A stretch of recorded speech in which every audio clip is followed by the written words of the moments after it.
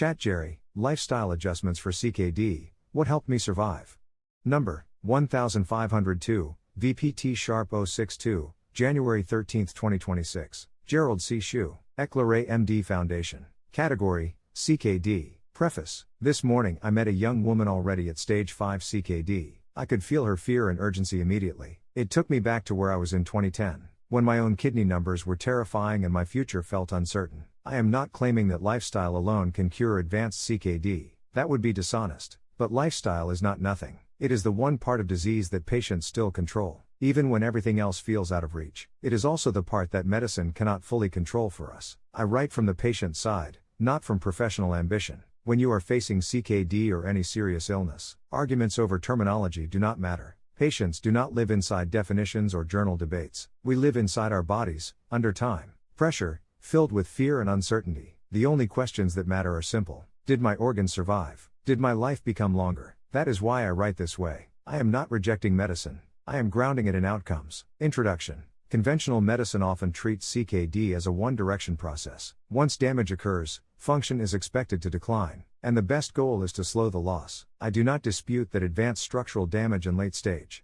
fibrosis are largely irreversible. What I questioned was the quiet assumption that lifestyle plays only a minor role, and that kidneys are passive organs, with no meaningful capacity to stabilize or partially recover function once stress is reduced. I could not get a clear answer from clinicians, so I relied on my own CKD case, supported by large-scale longitudinal data collected over more than 16 years, to ask a very direct question. What should I do to stay alive longer? My body became my laboratory. I focused on long-term stress reduction, not short-term fixes. I controlled blood pressure variability, stabilized glucose, reduced body weight, restrained diet, and maintained sustained physical activity. Then I watched what happened, year after year. Data perspective. This report covers my personal data from 2010 through 2024. The output strain is urine albumin to creatinine ratio, ACR, a direct signal of kidney stress and glomerular leakage. In 2010 my ACR was 1,160.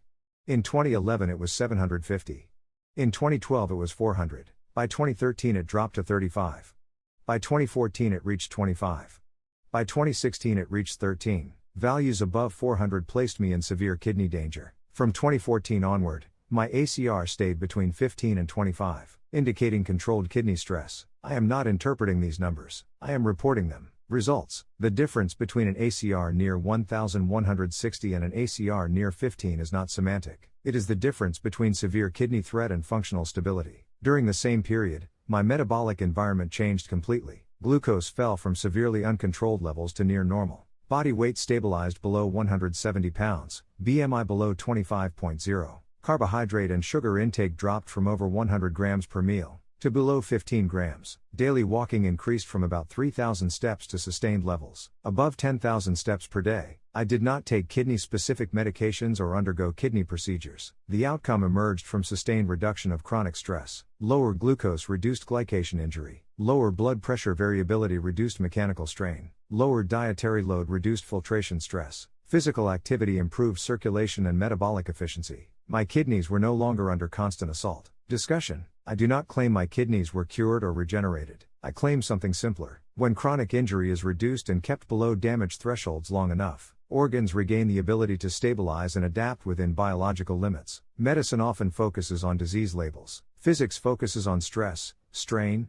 time, and energy. When stress is reduced early and maintained, irreversible damage slows and functional recovery becomes possible. This was not a miracle. It was cause and effect. VPT analysis summary. Using ACR as the output strain and 4 inputs, body weight, glucose, carbohydrate and sugar intake, and walking steps, my VPT energy contribution ratios were: carbohydrates and sugar 33%, walking 30%, glucose 22%, weight 15%. This is a math-physical illustration of kidney pathophysiology. It is pure science. There is nothing to debate. Conclusion. Final outcomes matter more than professional arguments. My kidneys have functioned for more than 16 years after my CKD diagnosis. My ACR remains low. My life expectancy is longer than it would have been otherwise. Patients do not live inside medical debates. They live inside their bodies. When you reduce the internal forces that drive disease and keep them low long enough, the body does what it has always done best. It survives. Epilogue. I am not a distant doctor. I have spent more than 16 years self-studying medicine without any association with medical institutions, reading over 10,000 papers and writing more than 1,500 research articles. I stand with patients because I understand their loneliness, their fear, and their desire to live. My father gave up his hospital to save wounded soldiers on the battlefield. I carry the same spirit. I use what I have learned and suffered to help others survive. Disclaimer: I write this paper not for fame, but to share what I have learned so others can understand their health, prevent disease, and live longer, healthier lives. This content is provided for educational reference only, and does not constitute medical advice. No doctor-patient relationship is created. You may share this summary freely, but it must not be altered, edited, or republished as your own. All intellectual property rights and copyrights for this article and its related materials belong to the author, Gerald C.